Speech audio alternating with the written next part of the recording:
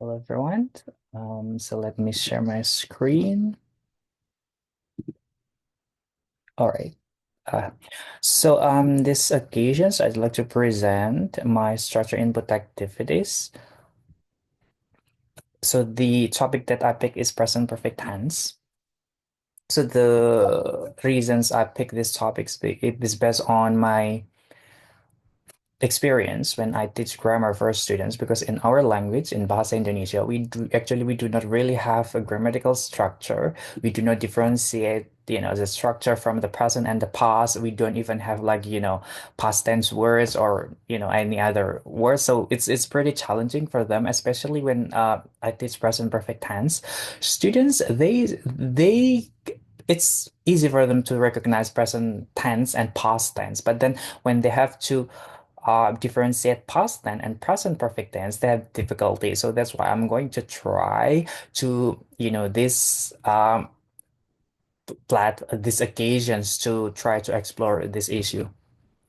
So, the target structure is the present perfect tense verbal morphology. So, I'm going to explain first about the processing problem that occurred based on students, and I'm going to reflect on my experience while I was teaching structure. So, these are the three principles that I identify. I'm going to give you an example from the sentence Sam has left for 1 hour. So the first problem is the primacy of content words principle. When students recognize this sentence, they usually will focus either on the word slap, which definitely like indicate something that happened in the past or for 1 hour the duration. So sometimes they do not care whether the structure use simple past or present perfect, and they'll just focus on the temporal phrase for 1 hour. Or sometimes they also will focus on the word slap itself and think that, oh, it's something that happened in the past, and conclude that it is a past tense. So this structure are really problematic for students to realize, because it focuses on the content words, and learners often acquire content verbs before they acquire the grammatical form. So that's the first issue here. And then when we talk about the lexical preference principles, if grammatical form express a meaning that can also be encoded lexically, for instance, like grammatical marker is redundant, they will not initially process those grammatical form until they have lexicon form to which they can match them. Like for instance here, the present perfect like has slept, like usually they have and then also past participle, right? And sometimes they have temporal phrase, like for instance, this one indicate durations, like for 1 hour. So those two forms actually they combine, if they combine together, they are present perfect tense. And so for students, they will not process those grammatical form until they know that actually they match. And this also relates to the preference for non-redundancy principle, because they are more likely to process non-redundant meaningful grammatical markers before they process the redundant. And this redundancy like has slap and also for 1 hour, the has and past participle and also the durations, it's actually the redundant. So these kind of processing problems that students encounter when they have to identify present perfect tense. So in this activity, I'm going to create the activity so that students have no choice but to focus on the grammatical form. The grammatical form like the subject, have, has, and past participle, or uh, only subject and then past tense. So these are crucial so that they can identify which one that indicate durations in the past or something that has happened, something that's already done in the past. So I'm going to go through the first activity. So for the first activity, the title is 2 days or 2 days ago. So this is a referential activity and it is a written input. So let me explain about the steps. So decide if the following sentences describe something that has happening for 2 days. So I highlight for 2 days, which indicate durations, and ask students to compare it if something that happened 2 days ago, which indicate a specific time. So they have to choose whether it is for 2 days or 2 days ago.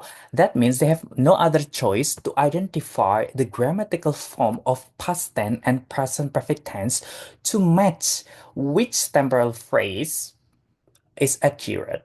So these are the sentences that I provided. So I use the same subject, my cousin, and then these are some content words that I provide. Like for instance, the first one, my cousin has been sick. My cousin visited me. My cousin has worked on a project. My cousin went to the park. My cousin has stayed at my house. My cousin started a new job. My cousin has read a novel. My cousin called me about her vacation. So these sentences, they consist of both present perfect and also past tense. And in this case, students have no other choice to identify. So which one is past tense? Which one is present perfect tense? By connecting to the temporal phrase available. Like for instance, for the first sentence, they have to choose whether it's for 2 days or 2 days ago. So in this case, later they'll focus on, oh, okay, so because it's for 2 days, it's indicating the duration. So of course, it's a present perfect tense. So we have to use have or has and then past participle. So my cousin has been sick for 2 days. Second sentence, visited me. Oh, it goes directly with the past tense. Like my cousin visited me. There is no has or have from here. There's no past participle over there. So it's something that happened in the past, 2 days ago. The third sentence, my cousin has worked on a project. It is, they identify, oh, we have has here and then past participle. So that indicates the duration. So let's answer it for 3 days ago. So this is how it works. Yeah. So by providing this activity, I uh, attempt to ask students to focus on the grammatical form and connect it to the available uh, temporal phrase so that they can acquire the concept of present perfect tense easily. And then for step two, based on your answer in step one, did your cousin have a busy day 2 days ago? This actually they have no. It's not really to to find out the accuracy of the answer, just to explains the meaning of something that happened 2 days ago and which one are the connecting sentences. Now for activity two, this is the oral activity. So since it's a oral input activity, I provide sentences in the recording, and then students uh, are asked to, similarly to the first activity, to decide which temporal phrase match the sentence. The difference is in the first activity, they have to read all the sentences. In this case, students have to listen to the recording. So let's see the step. Listen to the recording and decide which temporal phrase is appropriate for its sentence. Whether it describes something that has happening for 1 year, indicate the durations, or something that happened a year ago, which indicate a specific time. So they have the options to pick whether it is something that happened for 1 year and a year ago. They have no choice but to pick those two options. In the recording, we'll see. The first one, my friends have learned guitar. So I purposefully use the plural subject here so that students, can identify, because in the first activity I use a singular subject, they use has, right? And then for plural, they use have. So I want students to understand that actually those forms are the same. The difference is only from the subject and the verb. But in this case, I do not really want to focus on the plural singular. I just want them to really understand the concept of perfect tense, which they should consist of have and also past participle. So the first sentence, my friends have learned guitar. They have and also it has have and also a past participle. So it's a duration. So the answer is for 1 year. The second sentence, my friends went on a road trip. Here we have the word when, which is a past tense. So the temporal phrase is a year ago. The third sentence. My friends have attended dance classes. Obviously, it is for 1 year. My friends organized a surprise party. It is a past tense. My friends have volunteered at an animal shelter. It is a present, it's a duration, so it's a present perfect. And then my friends started the photography blog. Started, this is a past tense. My friends have studied English. Have studied, this is a present perfect. And also my friends share their travel experiences, and it is a past tense. So the focus of this activity is similar to the first activity, so that students can see the grammatical form and differentiate between present perfect and past tense. And eventually, they will recognize that if it indicates a durations, not only something that happened in the past, it should have directions. They should use the present perfect uh, pattern.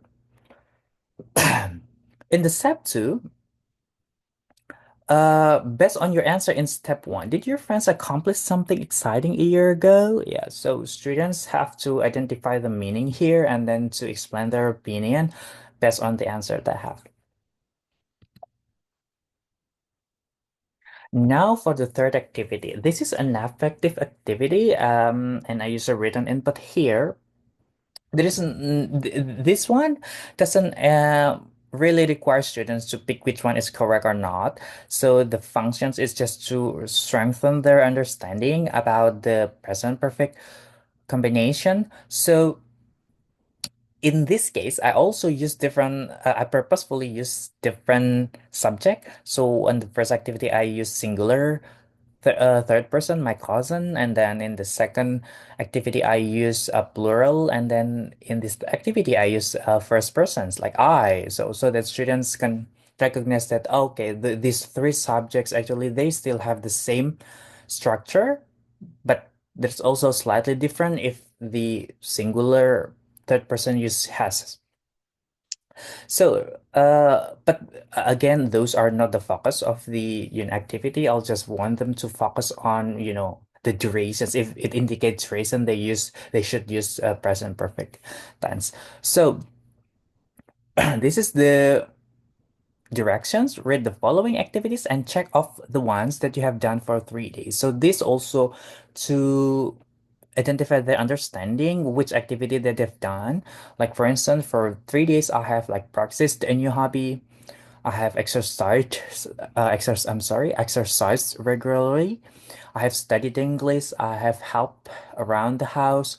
I have cooked healthy meals. I have worked on a personal project. I've spent time with my family and I have learned something new.